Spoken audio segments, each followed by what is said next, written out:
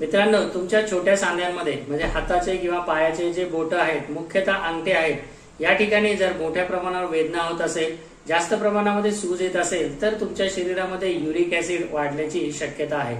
वाढलेलं जे uric acid आहे, या आजाराला आपण गाऊट किंवा वातरक्त असे म्हणत असतो। या आजारामध्ये वाढलेलं युरिक ऍसिड कमी करण्यासाठी आपल्याला आहारामध्ये कुठले बदल केले पाहिजे, आहारामध्ये कुठल्या गोष्टी टाळल्या पाहिजे किंवा आहारातल्या कोणत्या पदार्थामुळे आपलं युरिक ऍसिड वाढू शकतं, याविषयी सविस्तर माहिती आपण या व्हिडिओमध्ये जाणून घेणार आहोत। चला तर मग मित्रांनो, आपण युरिक ऍसिड वाढणारे कुठले आपल्या आहारातले घटक आहे जे टाळले पाहिजे, याविषयी सविस्तर माहिती जाणून घेऊया। तुमच्या आहारामध्ये जर प्रोटीनयुक्त पदार्थ जास्त असतील तर तुमच्या शरीरामध्ये युरिक ऍसिड वाढण्याची शक्यता खूप जास्त असते।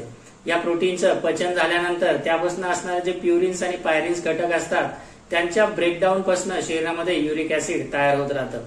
त्यामुळे तुम्हाला युरिक ऍसिडचा त्रास आहे, संधिवाताचा त्रास आहे, तुम्ही मोठ्या प्रमाणावर प्रोटीनयुक्त पदार्थ घेताय, तर हे पदार्थ तुम्ही आजच टाळले पाहिजे।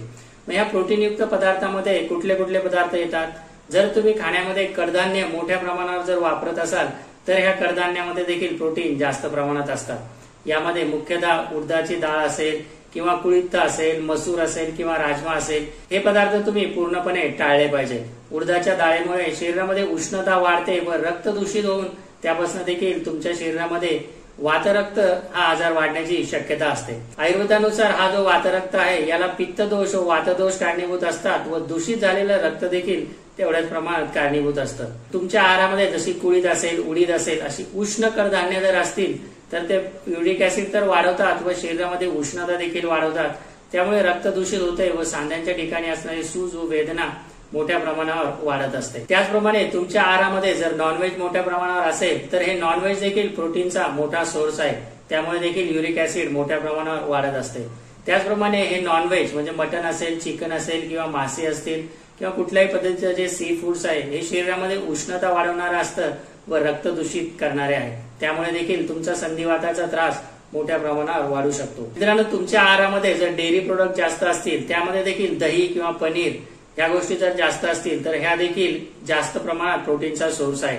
त्याचप्रमाणे या गोष्टी शरीरामध्ये उष्णता वाढवतात व रक्त देखील दूषित करतात, त्यामुळे तुमच्या शरीरातला गाऊट, युरिक ऍसिड आणि वातरक्त मोठ्या प्रमाणावर वाढण्याची शक्यता असते। मित्रांनो, तुमच्या खाण्यामध्ये जर काही विशिष्ट प्रकारच्या भाज्या असतील, तर त्या देखील शरीरामध्ये युरिक ऍसिड वाढवण्यास कारणीभूत ठरतात। त्यामध्ये मुख्यतः पालक जास्त प्रमाणात असतील, फ्लावर असेल, कोबी असेल, मशरूम असेल किंवा मुळा असेल, या 5 प्रकारच्या ज्या भाज्या आहेत, त्या जर तुम्ही नियमितप्रमाणे सतत जर घेत असाल, तर तुमच्या शरीरामध्ये युरिक ऍसिड मोठ्या प्रमाणात वाढण्याची शक्यता असते। मित्रांनो, तुम्ही जास्त रिफाईंड शुगरयुक्त जर प्रोडक्ट्स वापरत असाल, कोल्ड्रिंक्स असेल किंवा इतर डाएट कोक असेल, तर यामध्ये असणारे जे फ्रुक्टोज आहे, अतिरिक्त फ्रुक्टोज आहे, हे देखील तुमच्या शरीरामध्ये जास्त प्रमाणात युरिक ऍसिड वाढवण्यास कारणीभूत ठरू शकतं। तुमच्या खाण्यामध्ये जर विरुद्ध भोजन तुम्ही करत असाल, म्हणजे डेअरी प्रोडक्ट्स आहे, जसे दूध असेल, पनीर असेल, चीज असेल, याबरोबर जर विविध प्रकारच्या भाज्या तुम्ही मिक्स करून घेत असाल, तर हे कारण देखील तुमच्या शरीरामध्ये युरिक ऍसिड वाढवण्यास आणि रक्त दूषित करण्यास कारणीभूत ठरतं।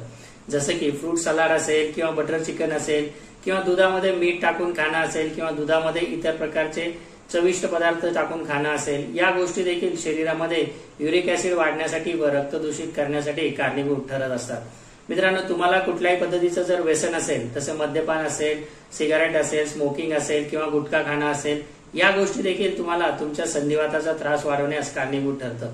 या गोष्टी उष्ण असल्या कारणाने शरीरामध्ये गेल्यानंतर मोठ्या प्रमाणावर पित्त वाढवतात व रक्त दूषित करतात व त्यामुळे वातरक्ताचा त्रास हा जास्त प्रमाणात वाढत असतो। मित्रांनो, तुम्हाला जर दिवसा झोपण्याची सवय असेल, तर ही सवय देखील तुम्हाला तुमचा संधिवाताचा त्रास वाढवण्यास कारणीभूत ठरू शकते। आयुर्वेदानुसार दिवसा झोपल्यामुळे शरीरामध्ये पित्त व कफदोष हे मोठ्या प्रमाणावर वाढतात व ही प्रक्रिया एक प्रकारे अभिसंधी असते, म्हणजे शरीरामध्ये चिकटपणा निर्माण करणारे व शरीराच्या ज्या पोकळ्या आहेत त्यांचा अवरोध करणारी असते। त्याचप्रमाणे यामुळे शरीरामध्ये मोठ्या प्रमाणावर पित्त देखील वाढतं व रक्त देखील दूषित होत असतं।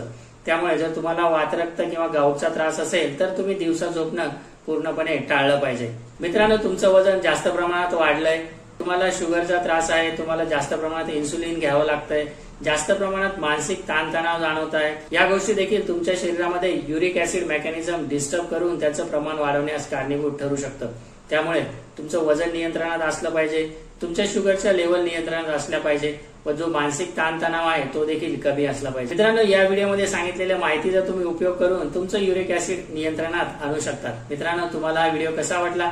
तुमच्या काही शंका असतील तर कमेंट बॉक्समध्ये नक्की कमेंट करा. धन्यवाद.